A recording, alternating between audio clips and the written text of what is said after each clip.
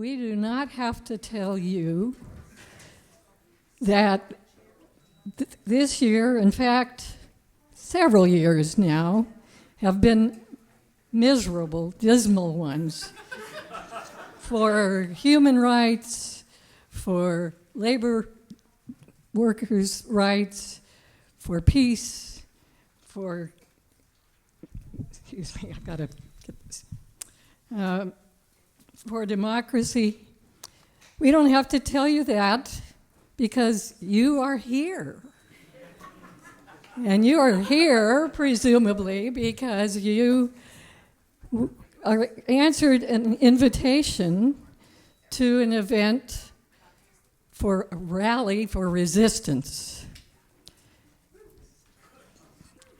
We build this as an evening rally to resist through song because for us, we also know the power that singing together in solidarity can have. Power to raise spirits, power to cope with anger, power it can raise our confidence. So last year, at a meeting to share our thoughts about what to do about agony, about the anger and anxiety we were feeling, virtually everyone wanted to sing more and sing out on the streets where people are protesting and resisting. A little bit later at a gathering, we all had a chance, each of us, to mention specific songs that we turn to when our spirit and confidence need a boost. I thought of two songs. One of them is the last one we will sing this evening. The other one, a pop hit from 1972, is the inspiration for our first song. It's not about organizing efforts to change society for the better, but the feelings that it expresses, the buoyant melody, the reggae beat are irresistibly cheering, at least for me. I like to imagine that the song's creator and performer, the late Johnny Nash, would be glad that we have borrowed his work, the song he called I Can See Clearly Now, and tweaked the lyrics to help us feel confident of our collective power and to bring about the changes that society needs. Zipping lyrics into a familiar melody, the way we did for Johnny Nash's song, is a long labor music culture tradition. It's also a proud Seattle labor chorus tradition. We call these recreations parodies, probably not correctly by grammar specialists. For one of our first and favorite parodies, we thank a founding member of the chorus, Lou Truskoff. 25 years ago, 25 years ago, Lou borrowed the melody of a jazzy classic from 1940, a love song to coffee by Ben Oakland and Milton Drake, so that we could gleefully urge coffee lovers to buy only from fair trade brands, to buy from companies that pay small growers directly and fairly. Well, the people who brew that coffee and sell it with elan to millions of people for Starbucks company have recently told us, let the whole world know, that they need fair pay too, along with respect for their work. So we recently realized we needed to update the lyrics of the song that Lou did for us. We call chorus member Diane Morrison rose to the occasion, giving us the song that we call either Java Jive Starbucks or Fair Trade Coffee.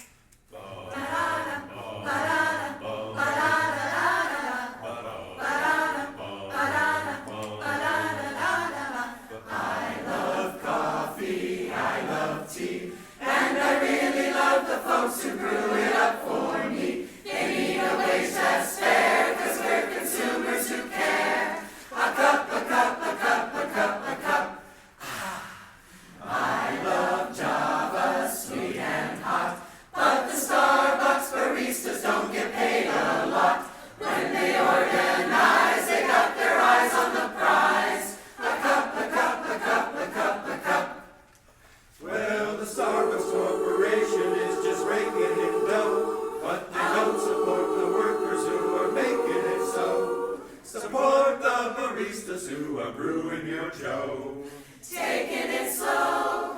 Come on, Brian, you ain't even trying. I love coffee, I love tea, and I really love the folks who brew it up for me. They need a wage that's fair, 'cause we're consumers who care.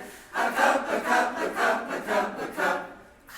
You got your latte, Cappuccino, you got your double tall mocha, Frappuccino, but for your daily espresso, lead our lips. The workers can't exist on only tips. yeah! I love coffee and tea. Union brewed coffee is the one for me. When it's a union trade, you got it made in the shade. A cup, a cup, a cup, a cup, yeah!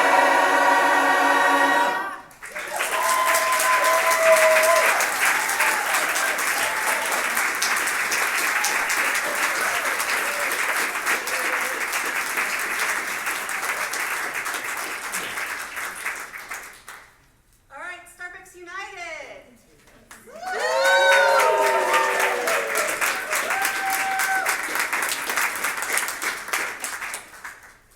I might be coming around the wrong side of the Taking a long walk from Rasted. I need all the microphones, actually. Is this right? Yep. Okay. Hello. My name is Gus Nelson. Is this? That's good? No? One day. On. Off and on again. It's the thing. Okay. Got it? That better? Nope. No? Bob to the rescue. Always about the rest. The microphone's on. Guys, that was incredible. Also, Let's try this. Dave to the rescue now. Get to the rescue. Dave to the rescue! There we go. yay. Okay. Thank you so much, guys. I'm going to continue to struggle, though, just for fun. Yeah, my name's August, or Gus for short, Gus Nelson from Starbucks Workers Union. I'm at the Elliott Avenue location. Thank you so much for having us, guys. That was incredible. That was so good. I still have a dumb smile on my face. So yeah, I just have some prepared things I'd like to read, but we all know that the world right now and the struggles that we see can seem too big to face. The forces that be too powerful, the wealthy elites and huge corporations, largely controlling the political landscape. But we also know that there are so many more of us than there are of them. And that when we come together, we can literally do anything, even if it takes a little bit more effort and a little bit more time. For over 5 years, the organizers at Starbucks locations across the nation have worked to unionize their stores, facing significant backlash and union busting from those in management and especially at the corporate level. Many people have faced retaliation within the workplace, their hours being significantly cut, and especially illegal termination for working to bring their stores toward fair conditions and to a union vote. Despite these setbacks and the looming fear of being targeted next, our folks have persisted, even with understaffed floors and inadequate pay and scheduling chipping away at our energy. Starbucks workers across America have found the motivation and drive and bravery within themselves to continue fighting for the conditions that we all deserve. And we have successfully unionized nearly 700 stores.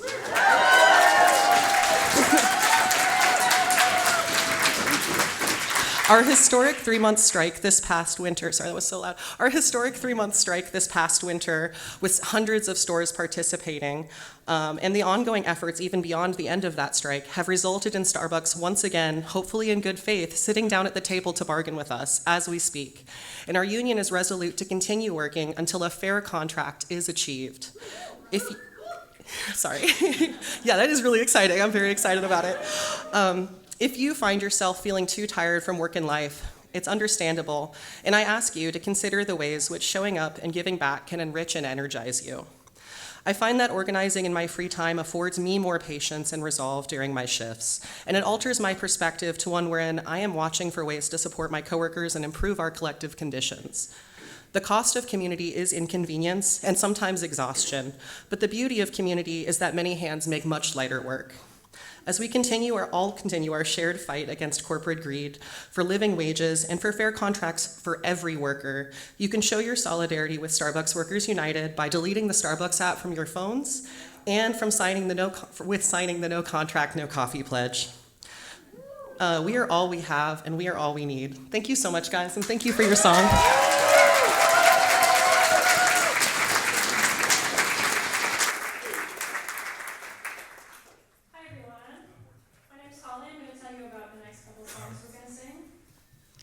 The first one might be particularly familiar, Bread and Roses. Struggles for workers' rights have long been intertwined with other struggles for social justice and equality. Bread and Roses is a song that expressed and still inspires women's aspiration for economic justice and political equality. In popular memory, it's associated with a strike over a century ago. In Lawrence, Massachusetts, in 1912, more than a third of residents worked in textile mills. The vast majority were women and children, and many were immigrants. When a state law shortened the work week to just 54 hours, mill owners reacted by cutting pay. So weavers sat at their machines, refused to work, shutting down the Everett Cotton Mill. Within 10 days, 22,000 mill workers had left their jobs. 10 weeks later, a united workforce representing 27 ethnic groups had survived fire hoses, police violence, arrests, and one striker's murder to win important concessions for themselves and 250,000 textile workers throughout New England. By that time, women demanding fair wages and work conditions, and women who wanted the right to vote had all embraced a slogan attributed to a feisty organizer and suffragist named Rose Schneiderman. The woman worker needs bread, but she needs roses too. Their demand inspired a poem by James Oppenheim, which Caroline Colsatt set to music in 1917. Soon, the song could be heard at college graduations as well as picket lines. By the 1970s, it had become a folk music standard. Following that, you'll hear Lives in the Balance. In 1986, the year that rock and pop star Jackson Browne wrote Lives in the Balance, U.S. military forces bombed Libya unprovoked. That followed recent invasions of Lebanon and the tiny nation of Grenada. At the same time, U.S. officials, claiming to defend peace and democracy, were propping up several corrupt dictatorships by funding and arming anti-democracy proxies. Dismayed and disgusted by this deadly hypocrisy, Jackson Browne set aside any fears of alienating his fans to protest by composing and performing a powerful song. Now, 4 decades later, it must seem bittersweet to Jackson that a performance of Lives in the Balance is as timely as ever.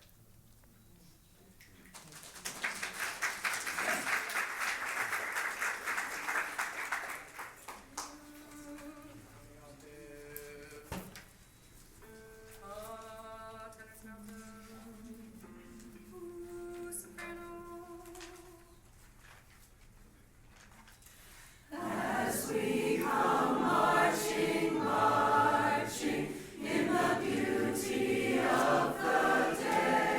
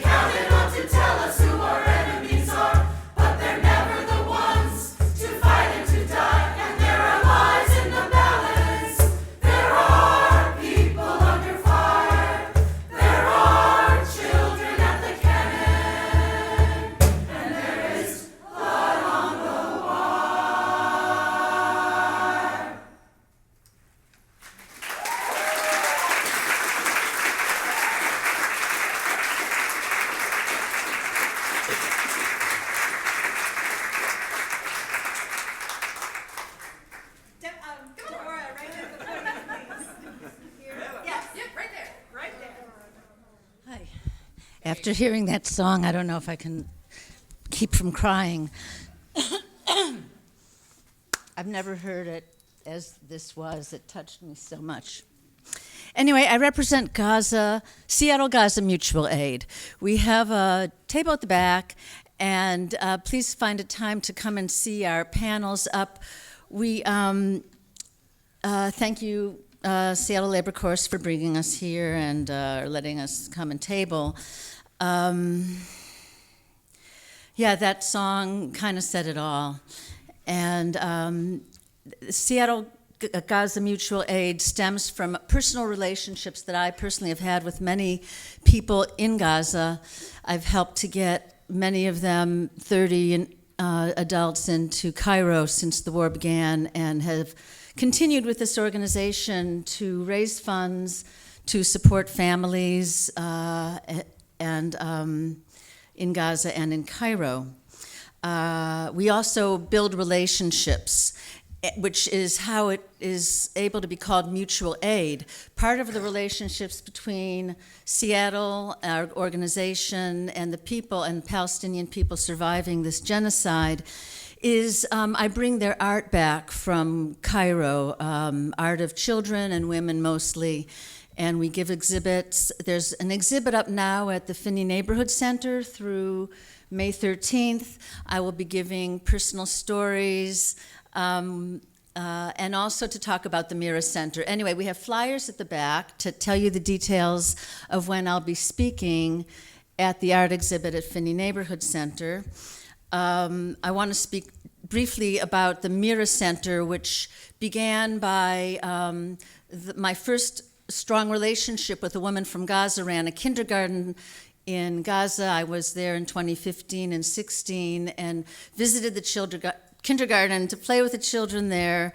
And Wajdan, the sister of mine, director of early childhood education, has opened a center in Cairo for displaced Gazans, for women and children, for learning, for healing, for gathering in community, for a refuge to feel safe. Nobody in Gaza feels safe. The ceasefire's a lie. Most of you probably realize that. And in Cairo, they don't feel safe either. They are completely uncertain about their futures. They are not refugees in Cairo. They are displaced with no status whatsoever. Egypt doesn't. They let them in because they made a lot of money off of their transfer over, but Egypt has done very little for them. However, fortunately, the Palestine embassy has taken a kindness and taken the Mira Center under their support. So the Mira Center stands now, having begun with 25 children, and now about 500 individuals are served by this center. So I think that's probably time. Thank you.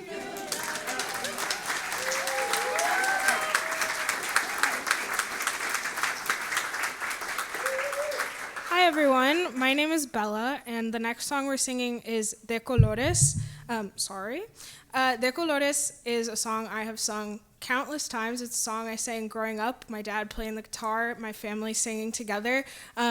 But we're singing it for more reasons than just that. De Colores is a Spanish language folk song that celebrates the joy and beauty of creation and its many colors. And it has also been a really important rallying song for the United Farm Workers and farm laborers everywhere who work to cultivate the many colors that feed us every day. So I hope you enjoy the song.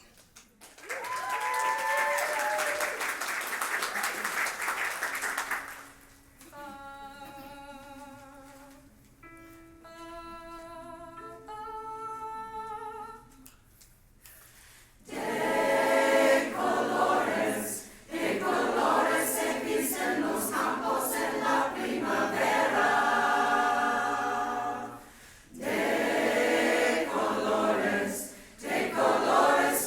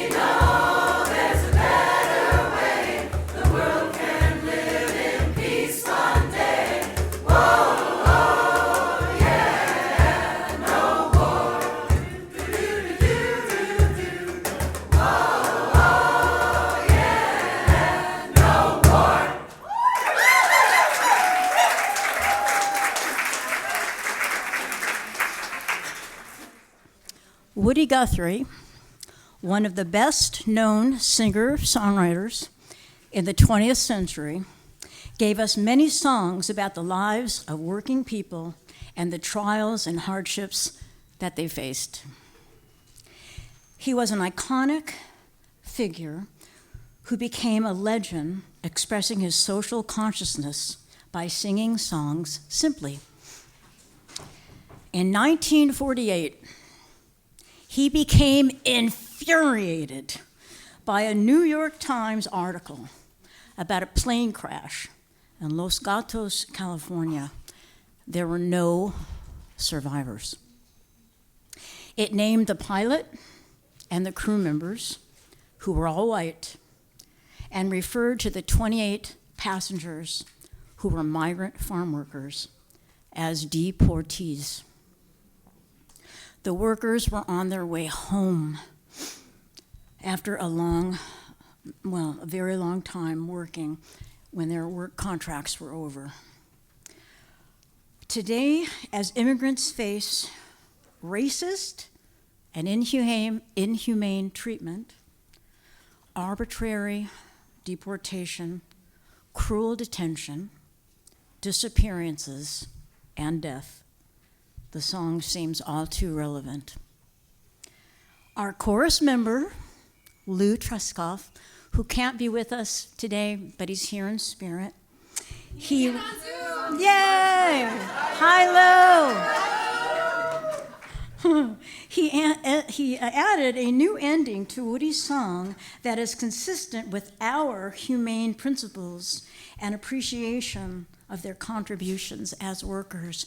And to note, the author Tim Z. Hernandez painstakingly researched for many years and uncovered the names of the farm workers who perished so that we will never forget them and will honor their lives. And his book is titled, All They Will Call You.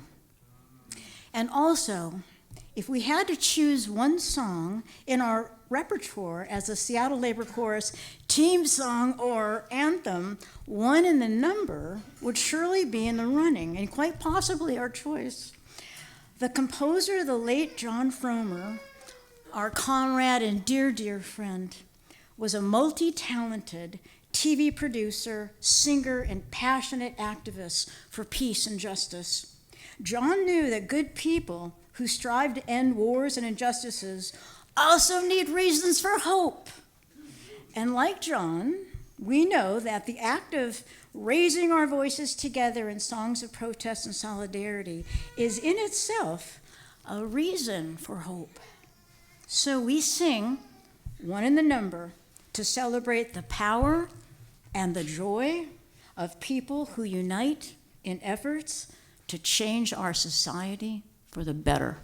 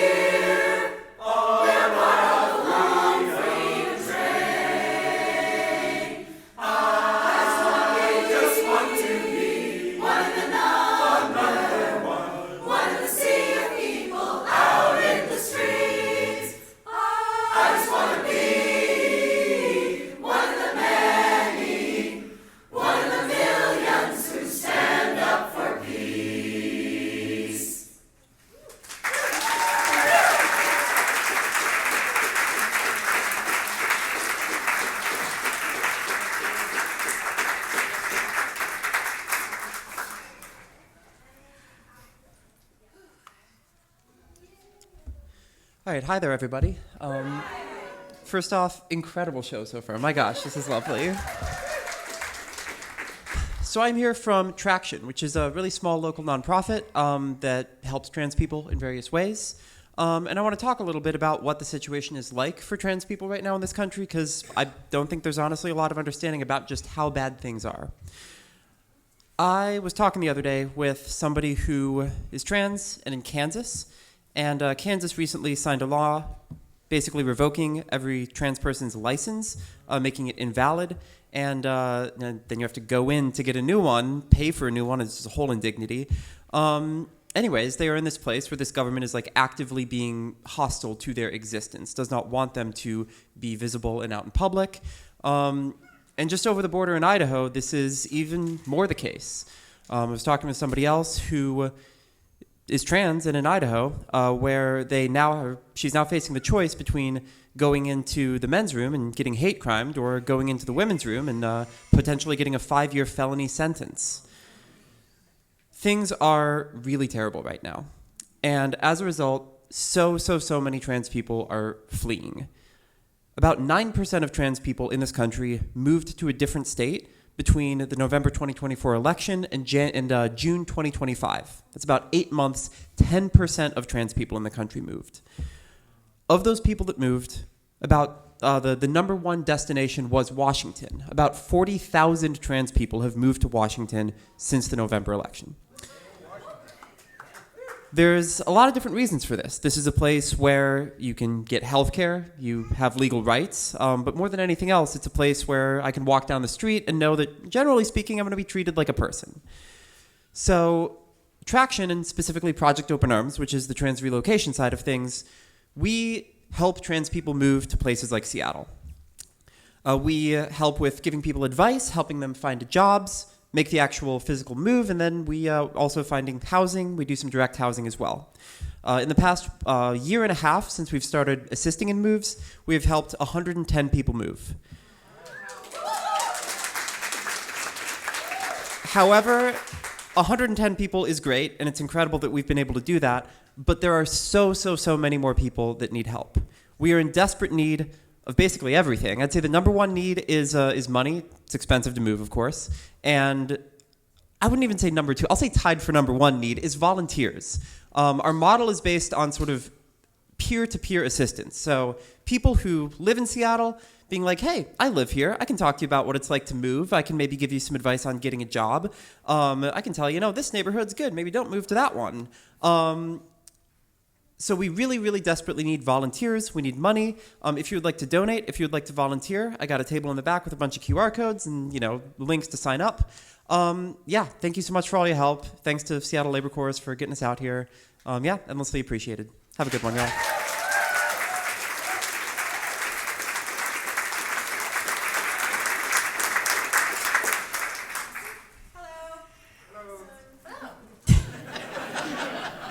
I'm Darian, and I wrote the parody lyrics of our next song, Radium Remix. It's set to the tune of the Aqua song, Barbie Girl. and it's about the Radium Girls. So if you don't know who they are, here's some context. The Radium Girls were young women working in factories in the early 1900s who painted watch faces with this luminous radium paint. Their bosses told them the radium was harmless and encouraged them to put the paintbrushes between their lips to get a cleaner point. Not knowing the deadly truth, they painted their nails, teeth, and faces with the radium paint and enjoyed going home covered in the glowing powder. Within a few years, many of the women became ill from radium poisoning. For some time, doctors, dentists, and researchers complied with requests from the radium companies not to release the data connecting the health problems to radium exposure. In New Jersey, 5 women sued the U.S. Radium Corporation in 1928, settling for modest compensation shortly before all died from their illnesses. In Illinois, workers won a ruling in their favor in 1938, but delays and appeals meant some never received payment. The widely publicized cases helped establish workers' rights to sue employers for damages from corporations due to labor abuse and led to major improvements in industrial safety standards. Their legacy influenced labor law, health physics, and workplace protections, including federal compensation for occupational diseases. The song is upbeat, the history is not. Radium Remix and our next song after that show that the one way to boost our courage and defy the people who disregard our rights, one way to deny them power over us is to make light of their efforts. With humor, we can highlight the absurdity of their aims. That is probably why a versatile Seattle musician, Jean Mischler, gave her song Under Surveillance a joyful, swinging melody. We performed the song several years ago and recently realized that the rapid, ominous development of new surveillance technologies has made it all the more relevant. We are very grateful to our multi-talented percussionist, Evan Reyna, who unfortunately could not join us here today, but he did bring the lyrics up to date for us. Surprisingly, the composer of our final song, Catrina Willard, has apparently dodged or deflected surveillance, at least by Google. We can say only with empathetic gratitude that Catrina made a valuable gift to the resistance movement. Her rousing, memorably melodic song really can inspire us to stand up for what we all need: peace, democracy, justice, and the freedom to live in a way that meets those needs. Thank you so much for joining us today. After the concert, please visit the guest speaker tables if you haven't already. They're along the back edge. You can also buy raffle tickets to bid on our beautiful quilt made by Miriam's mom this year. And if you haven't picked up your auction items, they are in the lobby where you came in. We'll also have a few items left on the Pay What You Will table. Please enjoy these final pieces of rallying resistance through song.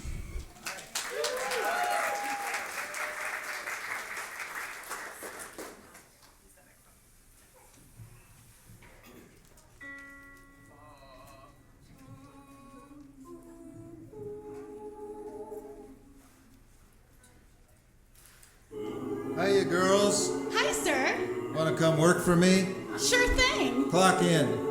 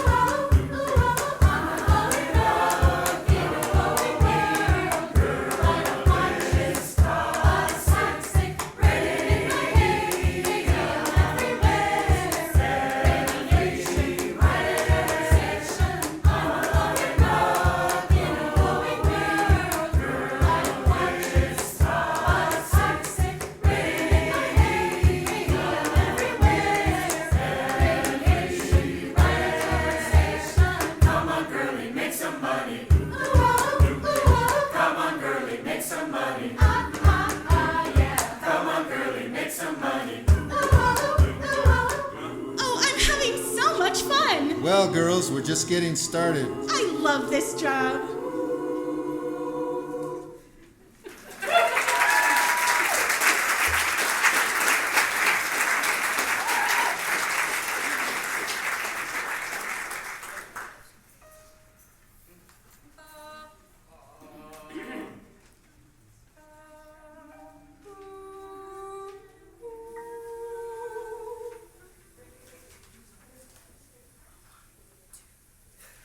Under surveillance.